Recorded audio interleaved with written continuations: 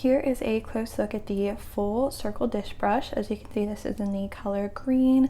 I'm going to go ahead and demonstrate here. I've got this dirty cup and I am going to quickly just go ahead and show you how easily it cleans. It's a nice kind of smaller size, so it can easily get into cups just like this, and you can just bring it around as needed. I'm only doing it with one hand though, so I can't do it super well, but you can see just how easily it cleans. And it's also not super abrasive, so it'll clean well but won't damage anything. But the one thing I want to note is that it is harder to clean, like the brush itself. As you'll see, the bristles here are a little bit dirty.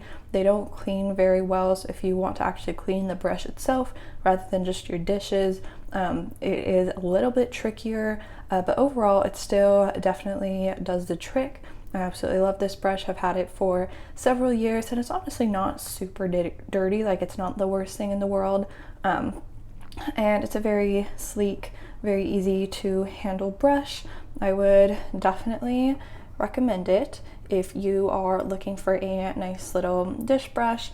Again, just keep in mind that it is harder to clean, so it might not be the best thing in the world, but I honestly really like it and would definitely highly recommend it.